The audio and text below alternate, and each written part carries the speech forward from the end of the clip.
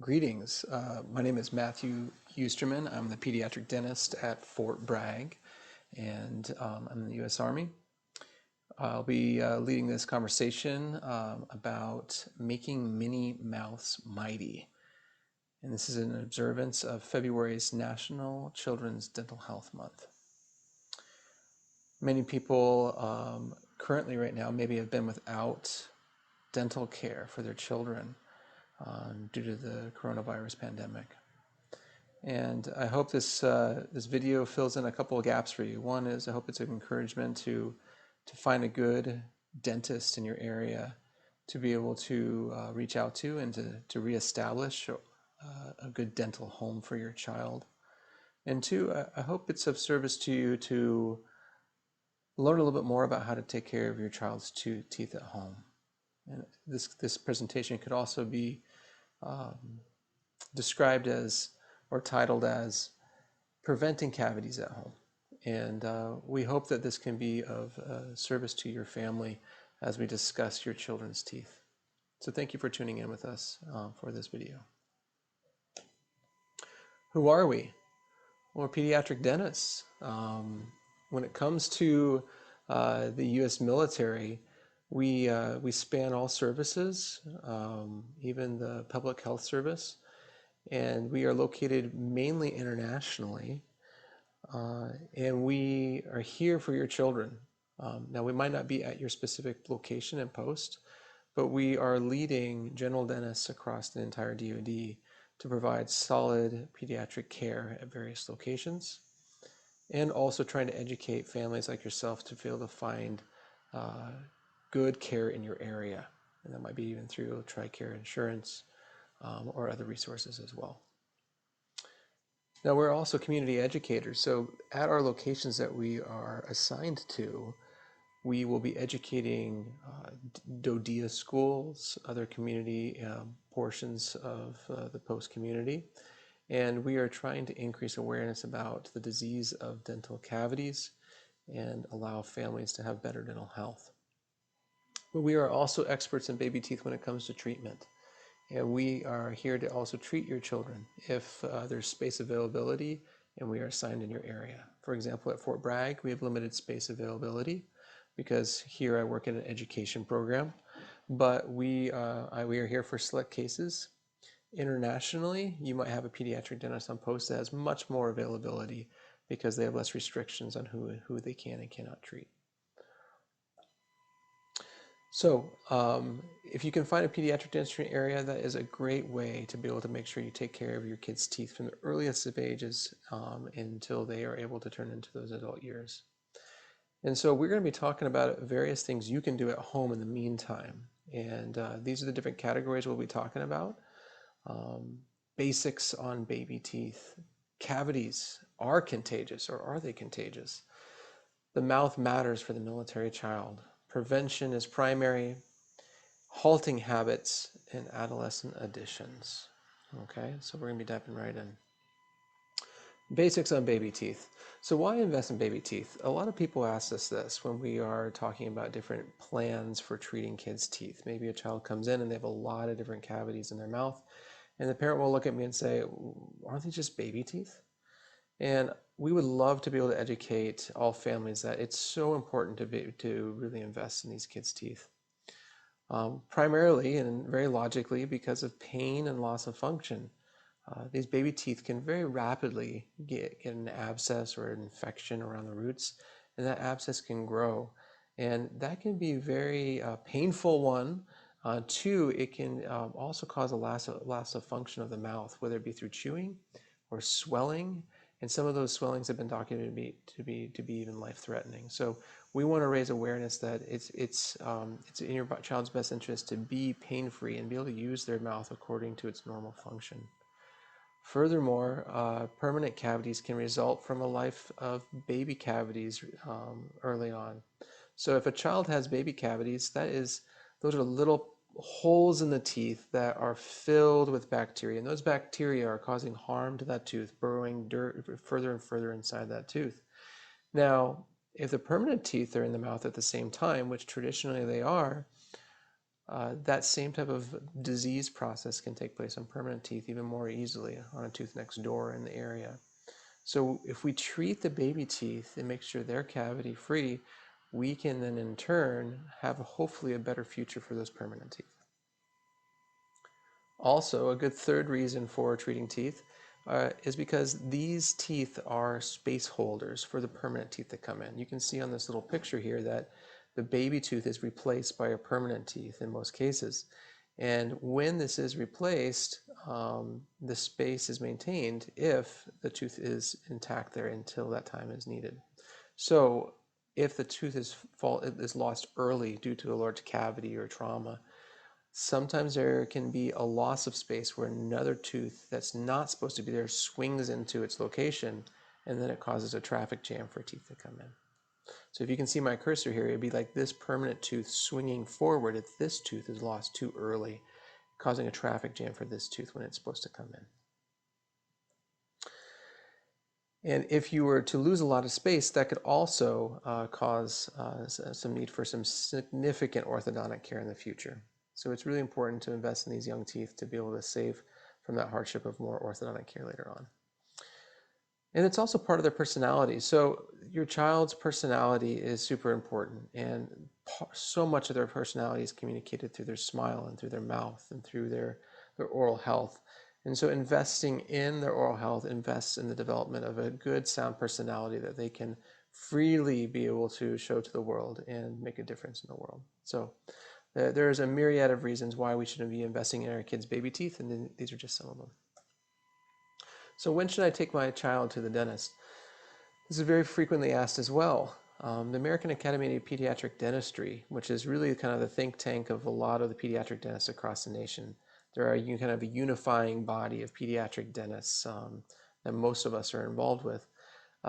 They recommend, through all the research and the different ways of taking care of kids, they recommend that by the first birthday, your child should be seen, or within 6 months of your child's teeth coming in. Okay, so if your child's teeth have not come in and they're 12 months old, it's time for them to be seen. If your child was born with teeth, you have 6 months to be able to get them in. Usually most kids' teeth come in around 6 months old anyways, so this works out quite nicely. We also want them to come in primarily not because it's probably really pretty rare that they would have cavities at that age, at 12 months, but mainly because we want to set up for your child a lifetime of good habits, and also for your parenting as well, that's included, right? So that your child has the highest chance of being cavity-free the rest of their life. And a cavity-free mouth is not only good for your child, but it's very financially advantageous for you and for everyone involved. This is more than likely what you'll experience when you're coming into a pediatric dentist's office. You'll see that there'll be more of like a little lap exam where your baby will stay with you on your lap, and the dentist can very quickly take a look at your child's mouth. It's a very quick exam. Again, most of the time is spent educating, and it can really be a good time for you to ask any questions related to your child's health. Another reason we want you to come in is we want to try to prevent something that's called baby or toddler cavities, or baby bottle cavities is another way of saying it. Today in the dental community, we call it severe early childhood caries. Now, this is a time when a child typically is being placed to bed with some form of milk or some kind of solution that's not water. And that water or that milk or that solution that has sugar in it is sitting in the mouth throughout the night because the child's drinking from a bottle or breastfeeding throughout the night. And what's happening is that solution is replacing what would normally be with saliva, which protects the teeth. And the saliva glands aren't salivating very much during the middle of the night, so the teeth are very, very prone to getting cavities if there is something else in the mouth. And so if the child is nursing or bottle feeding all night long, their teeth can very quickly erode away and dissolve away and get cavities that are pretty severe. And so we want to be avoiding this. So the main thing that you should take away probably from this presentation is that nothing goes in bed except for water. And also the same thing can happen if you are breastfeeding on the go all the time or throughout the day, like on demand, or if you are having a sippy cup throughout the day that's constantly being given to your child that doesn't have water in it as well. So only water in the sippy cup and only water on the go is preferable, okay? And anytime after the year of one, typically on-demand breastfeeding can be harmful to the teeth as well. So if you have more questions about that, you can easily talk to your pediatric dentist or your pediatrician.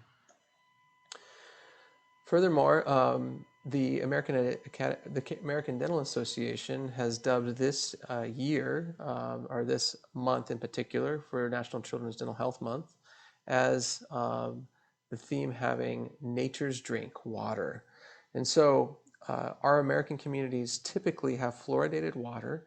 And even if your community does not have fluoridated water, water is still the best choice for your child. It's better for their hydration of their body. There's a lot of kids that can develop pretty chronic dehydration as the days go in and out.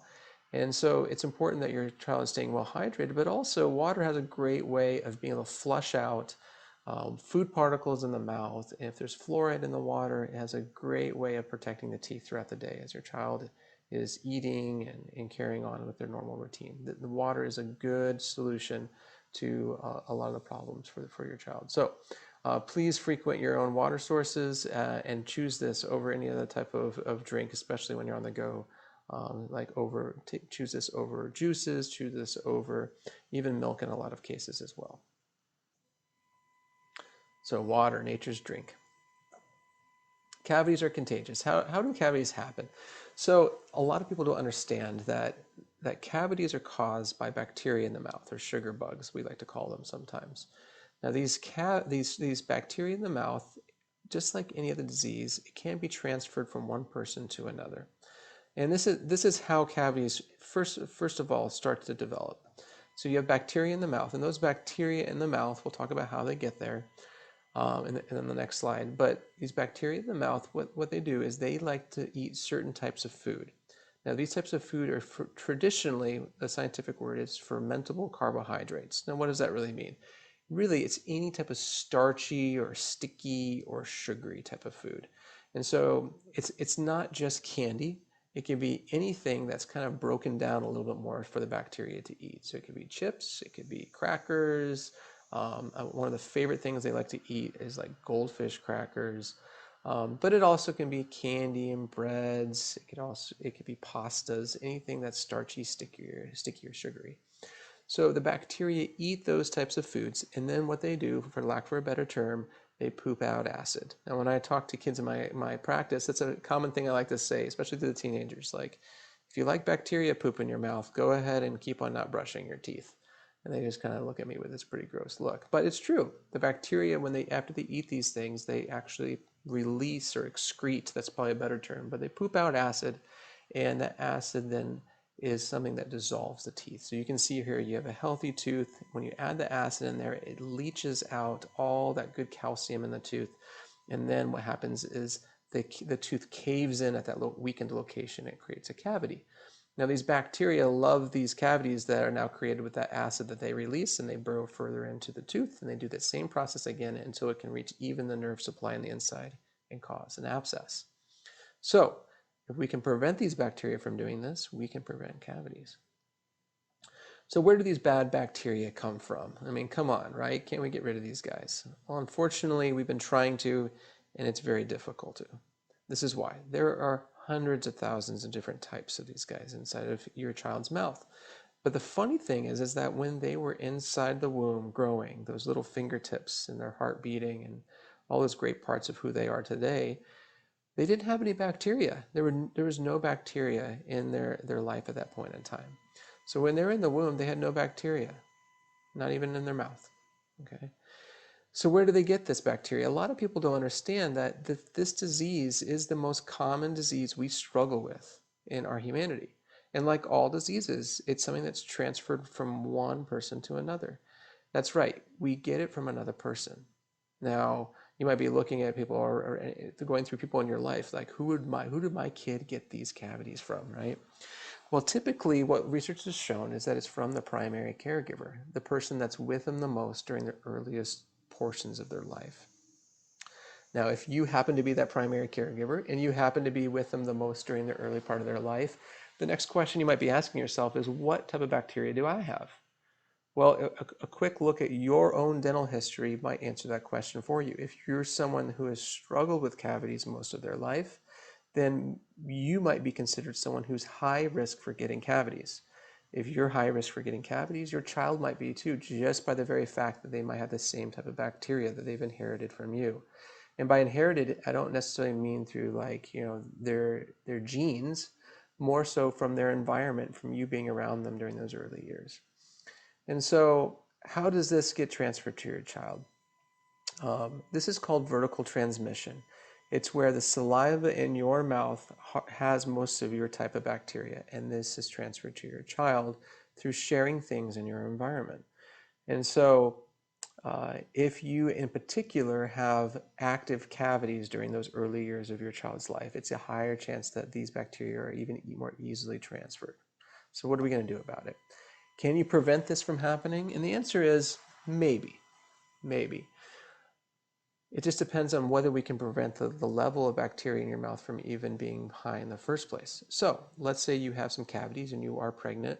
You can receive treatment, and you can get treatment. The best time is usually during the second trimester, and you can reduce the amount of bacteria in your mouth by making sure you're cavity free by the time your child is born. If you're even thinking about becoming pregnant sometime, now is a good time to be able to first get your dental treatment done, and then rest assured you can have hopefully good oral hygiene and good prevention measures during your pregnancy, and when your child is born, you can hopefully maintain that cavity-free state. So please see a good dentist and receive adequate treatment during that second trimester, and then really help out your child as they come into the world.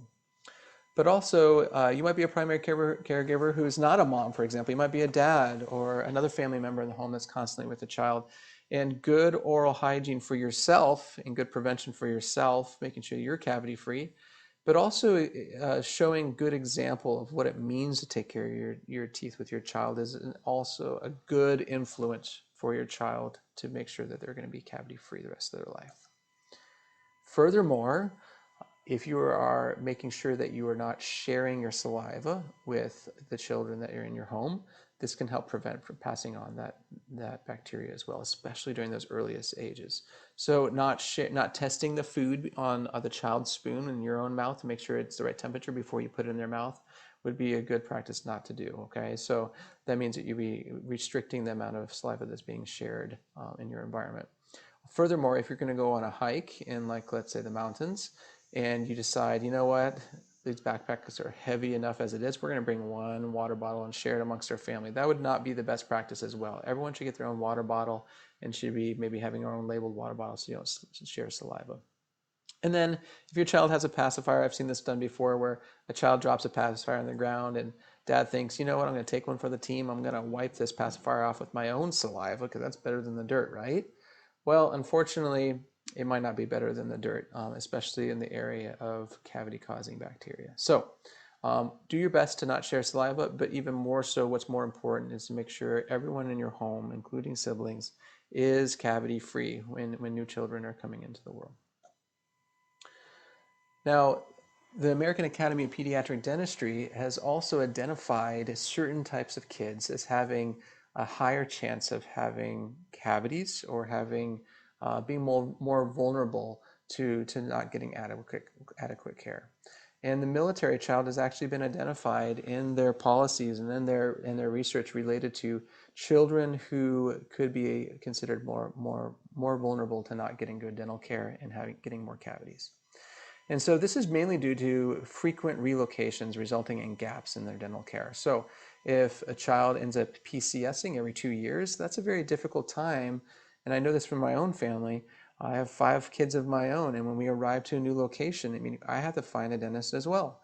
And so it's difficult because it might take 6 months before you even get your head above ground, and then all of a sudden you get orders within another year from that point in time for your next location.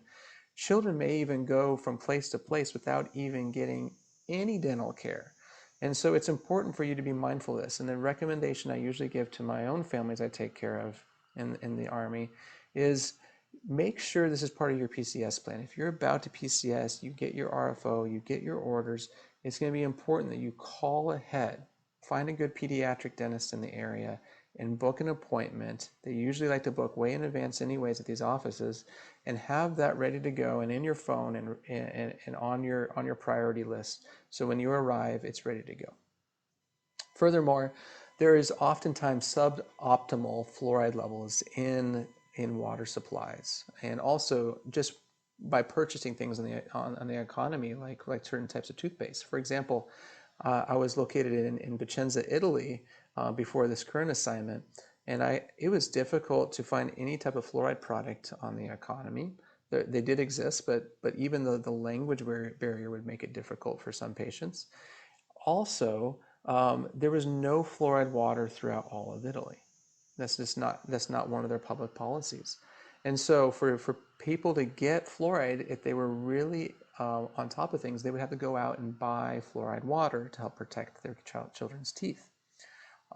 And fortunately, the PX and other avenues were available for purchasing American type toothpaste. So just be aware of it. Wherever you're going, look into your municipal water supply to find out if it's fluoridated. Even in the United States, some communities aren't fluoridated. Also, secondary caregivers oftentimes are utilized for childcare during deployments and during training exercises, and sometimes with dual military parents. They're both expected to be in these up-tempo environments, and so sometimes your children are located at a secondary caregiver location. Oftentimes with secondary caregivers, they do not follow the same dietary, instructions that would typically be given from a dentist to a parent. They oftentimes would follow their own. And so it might take that parent to be really a good educator for that secondary caregiver to ensure that they are receiving the right type of diet to not get cavities. So just be mindful of that as well. All right, prevention is primary. We're going to dive into some really good prevention techniques. We're first going to be talking about diet, then fluoride, and then some good brushing basics, okay? Destroying disaster diets. We really want to be pretty aggressive in this. And trust me, we're not a anti-joy type of profession. We want to ensure that you're having joy with food and your children are able to enjoy certain foods as well. And so historically, we've all learned that the food pyramid is a good concept for you to understand. We want to have a diverse diet, and we want to have the right ratios of the right types of food. And see at the very top of that food pyramid, there is the sweets at the very, very top. Now, this does not help us with understanding what causes cavities, okay? So it's the sticky, sugary, and starchy foods that we have identified in our earlier conversation that cause cavities. And so we want to be mindful that there's different parts of the food pyramid that will cause that. And so fruits, for example, super full of vitamins, yes, they're great, but they are also packed filled with sugar that can cause cavities very easily. I remember talking to one family and trying to identify why their child had a cavity on almost every single tooth. And we identified it was because he loves tangerines, and he ate a whole bag of tangerines every single day. And that was enough to, with the acid in the tangerine plus the sugar, to cause a lot of damage in his mouth. But furthermore, there are some families that don't do a lot of sweets, but they might have, a lot of cereal in their diet. They might be having a little cereal pack, carrying that around. Or maybe their child is so picky that they just only gravitate towards carbohydrates and they snack on them a lot. So I'm hopefully redefining in your mind what can cause cavities. It's not just that little small part of the pyramid called sweets. And then there are other things that may not cause cavities as readily, and these are protein-rich and fiber-rich portions of the food pyramid.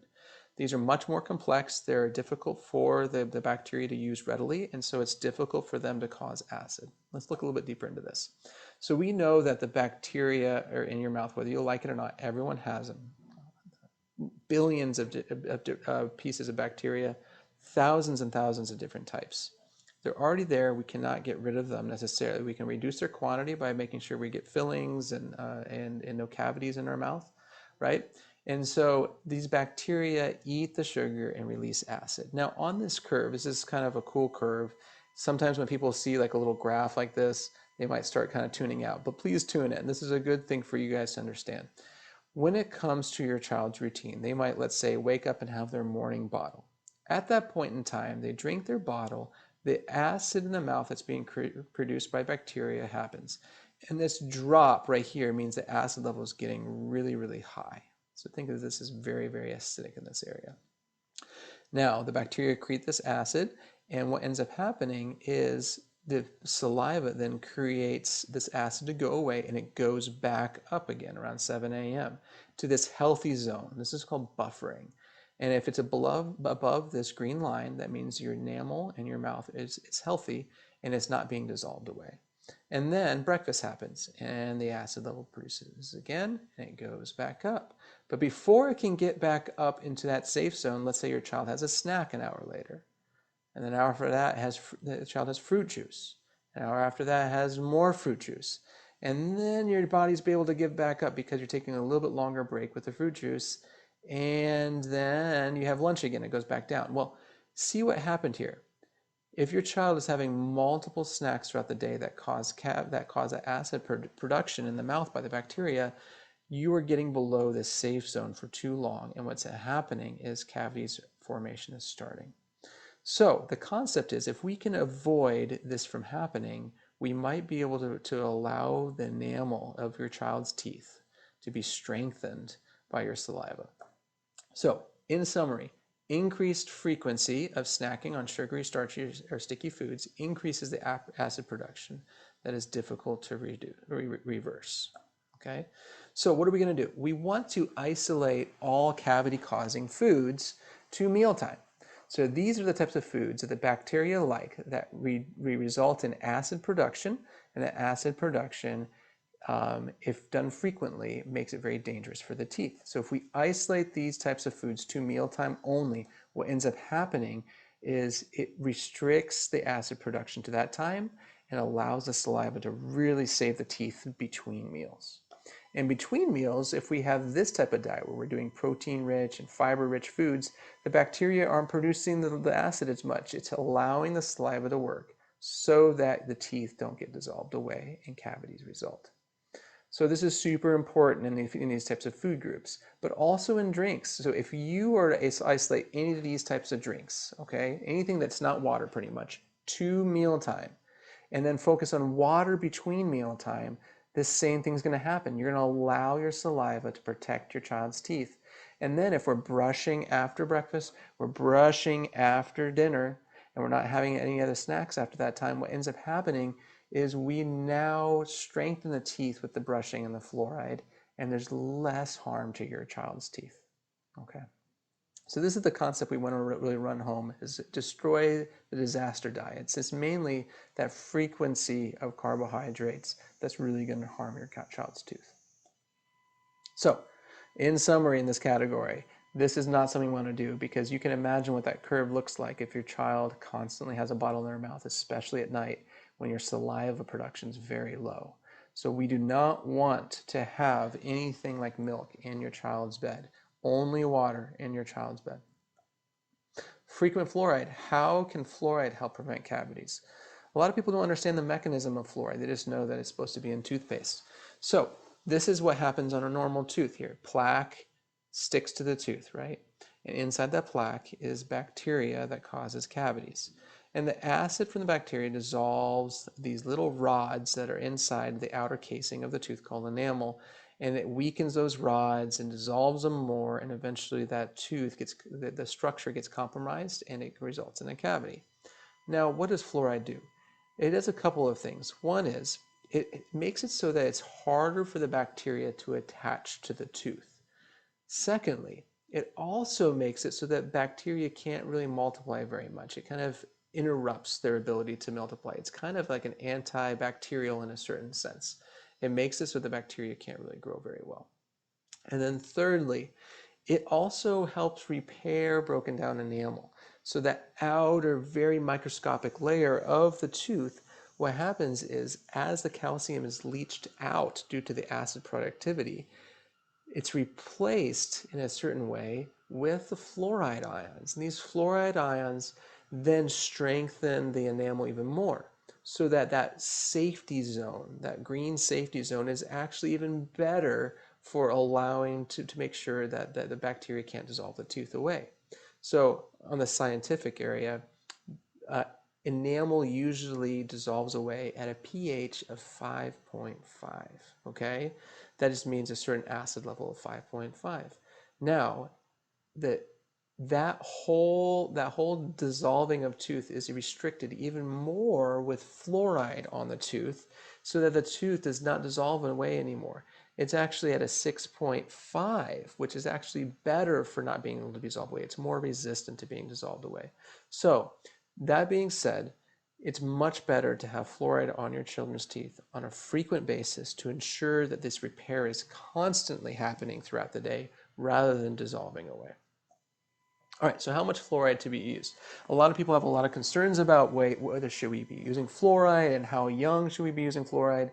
Well, I hope to dispel a lot of those fears. Fluoride has been shown to be something that's healthy, especially in the right quantities. And so your children should be having fluoride as soon as their teeth start coming in. Okay, so these training toothpastes that are sold, those can be fine sometimes for especially teaching your child how to brush and spit. However, when it comes to the level of fluoride, it's not going to have any fluoride in it, so we want to ensure that your child is getting some fluoride toothpaste. Now, if your child is under 3 years old, that means 0 to 2 years old, they can be having a rice size of fluoride toothpaste twice a day and swallow the entire amount and still be okay. It's not going to be too much fluoride for them, okay? Likewise, a 3 to 6 year old can have a pea-sized amount. They can swallow the entire amount twice per day and still be okay when it comes to the development of everything about who they are.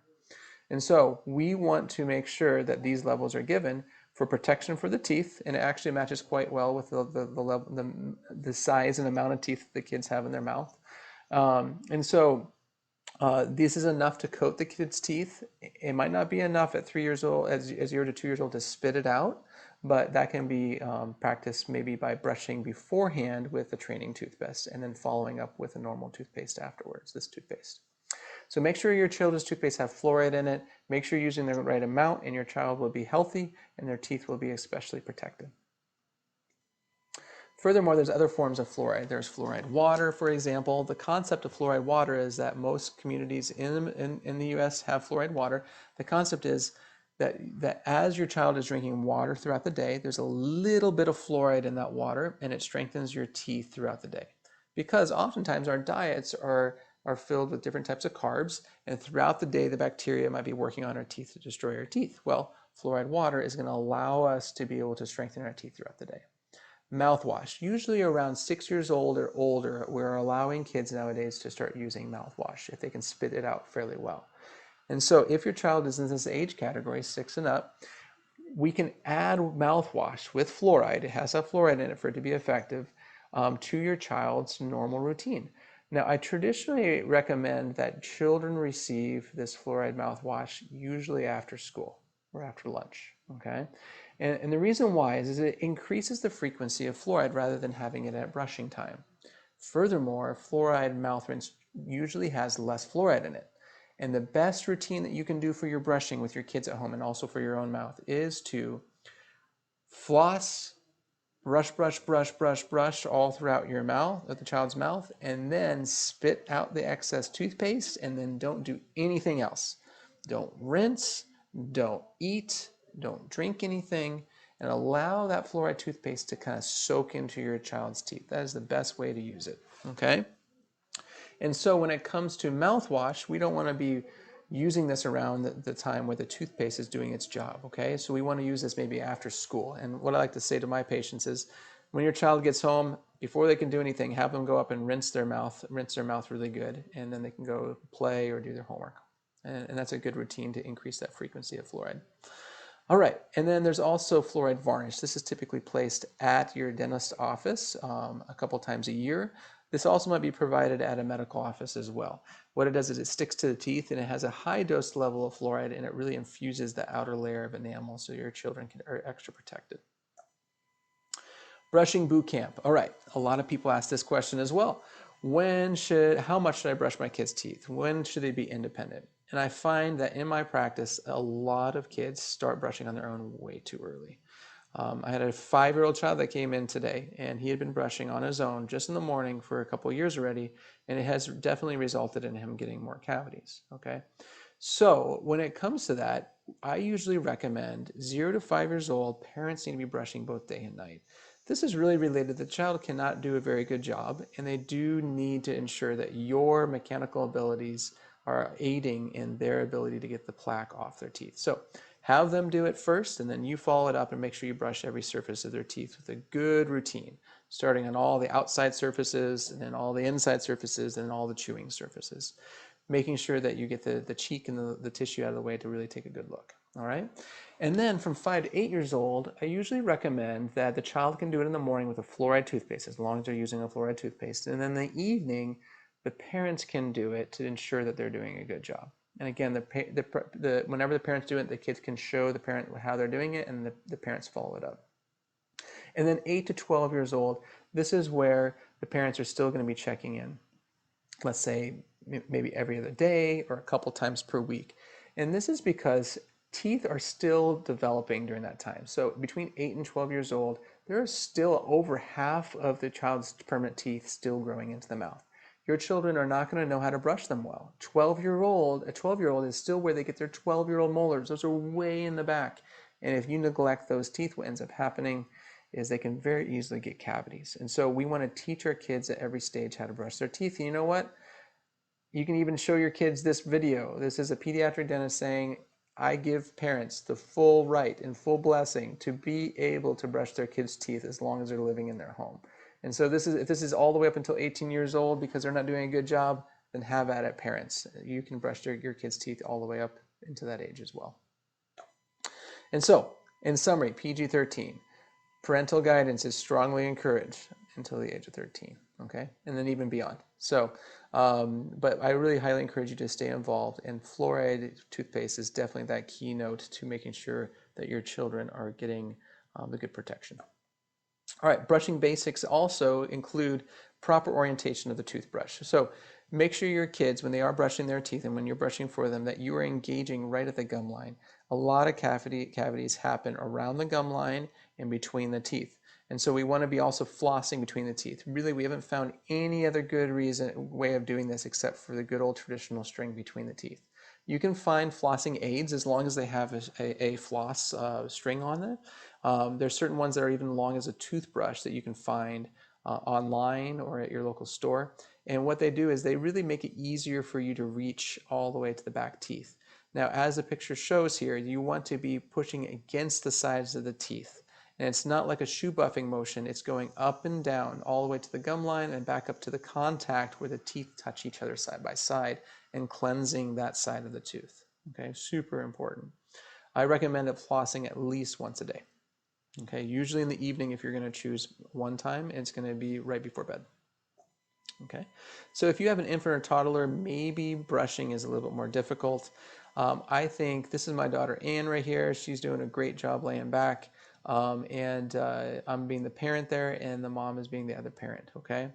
And so the best way to brush is sometimes between the 0 to 3-year-old age group is by having them lay back like this. Sing a song, make it fun. One parent is kind of helping stabilize the child, and the other parent is doing a good job where they can see really well.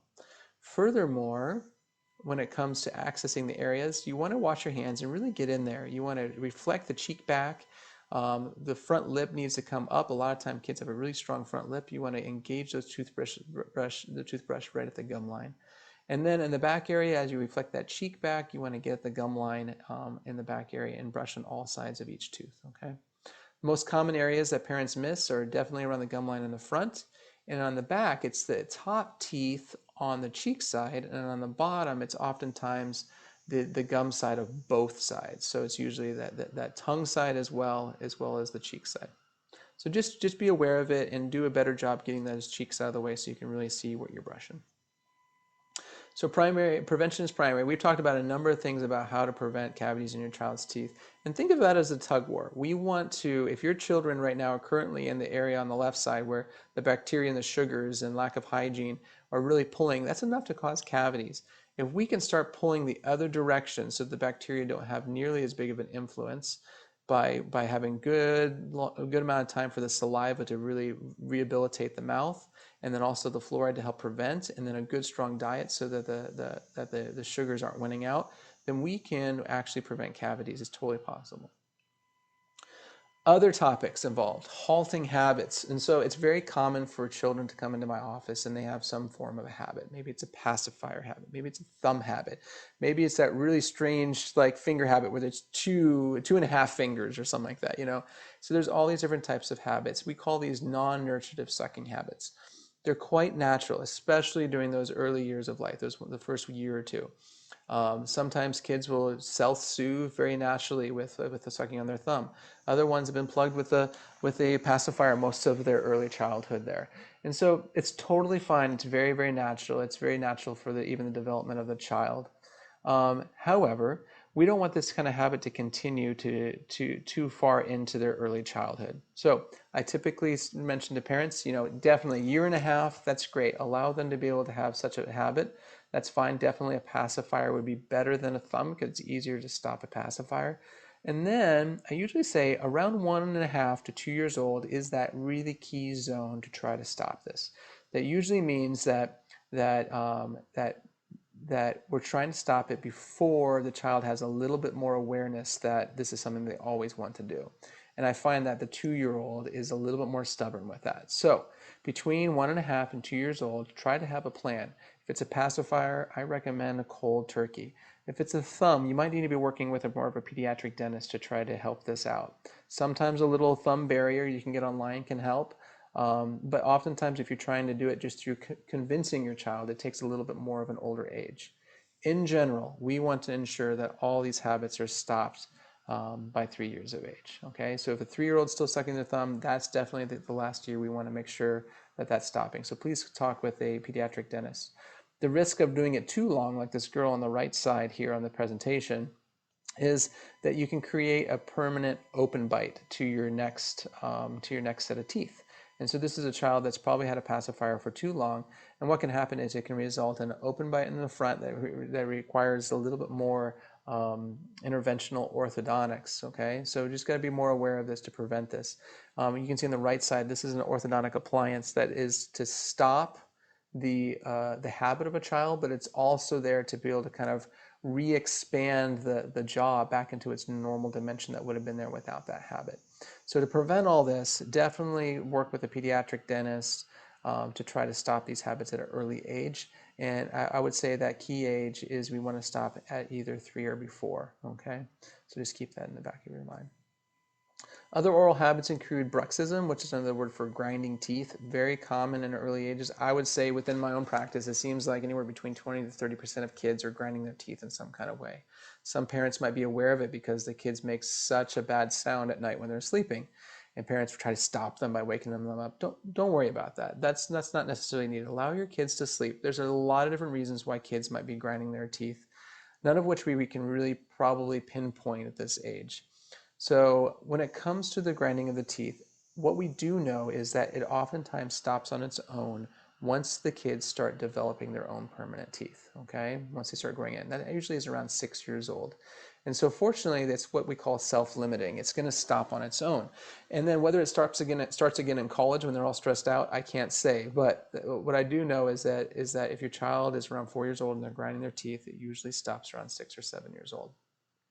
Furthermore, you might find that it's very pronounced, that they are actually grinding so much of their tooth structure away. But again, rest assured, this is something that happens very, very slowly, and so the tooth actually adapts quite well. The nerve inside and the blood vessel inside actually lays down additional tooth structure as the tooth is being slowly ground down. Now, if a lot of parents ask about night guards, that might not be something that's indicated for someone who's growing so rapidly at this age. You might be getting a new mouth guard all the time.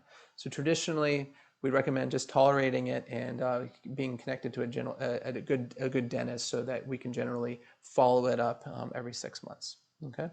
Tongue thrust. A tongue thrust is another habit that some kids will do. They will thrust their tongue forward, and in doing so, they might create some extra spacing in the child's teeth, or they might create a little bit of an open bite where the teeth are a little bit more flared and open. Working with a good speech pathologist is really important with trying to stop this and also regain some of the sounds that the child might be doing that are a little bit more heavy on the tongue, but also with a good pediatric dentist, because sometimes there's a little appliance we can put in the mouth that helps retrain the tongue to stay back a little bit more. But recognizing these early, if your child uses a lot of tongue forward movements with their speech, talking to a pediatric dentist early on can be helpful. What about adolescents? So adolescent additions, what about your teenagers?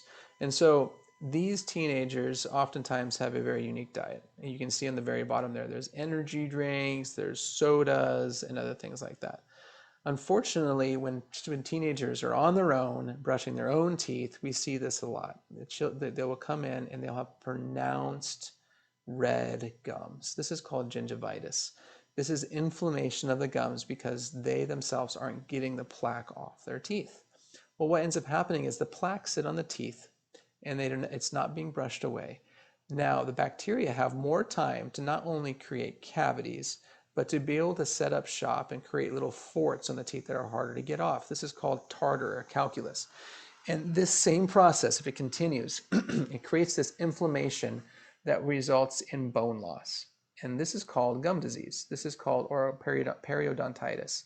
This is one of the leading causes of getting dentures later on in life, and it starts in these early years. And so good oral hygiene practices can prevent this. Healthy gums will allow the child's tooth to have a great base or a great foundation for ensuring that it stays in the mouth for the long term. So not only for cavities, but also for gum disease prevention, we want to make sure that your teenagers are super involved in all the things that we've mentioned so far. Oral piercings. We don't see this very frequently, fortunately, but it does happen if your teenager is interested in getting some kind of oral piercing. One thing to mention to them is, do you like your nice smile? Because if you like your nice smile, oftentimes after even a year of having the oral piercing in the mouth, we see fractured or chipped enamel. And so this can be very aggressive. And then furthermore, other types of piercings create recession of the gums, so exposes the actual root structure of the gum. So we want to try to avoid this for sure. So try to, for multiple reasons, try to convince your teen to not get these, but especially if they're interested in keeping a nice smile. And this is another kind of unique finding that we can find in teenagers. This is a view of the back side of some of the top incisors of the teeth. And you might not be able to appreciate it in the picture, but this right here, this portion of the tooth, this is enamel, and this is the next layer of tooth. This is the exposed second layer of the tooth called dentin. Now, why is this being presented this way? Because it usually should just be nice enamel. This is because of a very significant, high, repetitious amount of acid in the mouth. And this is something that can be diagnosed very easily by a dentist. And it is because of bulimia, actually. A child might be causing themselves with an eating disorder to throw up. And in doing so, this acid dissolves away the teeth pretty readily. And a dentist can be one of the ones that actually can diagnose whether or not your child has been having this type of problem within their development when it comes to an eating disorder. So we can be part of the team even for the wholeness of your child's mouth. So do be aware of that. That's something that we can detect early on, along with a lot of other problems that teens might be struggling with. So do consider your pediatric dentist as someone that's really invested in ensuring that the wholeness of your child is healthy. All right, that's all I really have for information. The last little bit of it is some resources. Tricare Dental Insurance is a good way to ensure that your whole family is, in fact, covered when it comes to your children's oral health. And so do log on to Tricare if you haven't established that already, and ensure that you are covered for the future of your children's dental appointments. Furthermore, the American Academy of Pediatric Dentistry has a great site for parents to receive a lot of information with regard to how to prevent cavities and resources for how to find good dental support in your community. And also the Mouth Healthy program, which is part of the American Dental Association. They have a lot of information for all ages related to how to make sure everyone's mouth is doing well. So thank you so much for tuning in, and thank you for your participation and sharing this as well. If If you think that anyone would benefit from this, please share this with friends and family on your social media so that we can get the word out here about how to prevent cavities. So click that button right now if you can. Please find a good pediatric dentist in your area and ensure that your child is having that dental appointment every 6 months. And we can anticipate finding problems before they become bigger problems would be a great thing for your child's life, and setting up good habits so that they can be cavity free into their adult years. Thank you so much for tuning in, and appreciate everything that you're doing for your children. Please let us know if we can be of any support for you.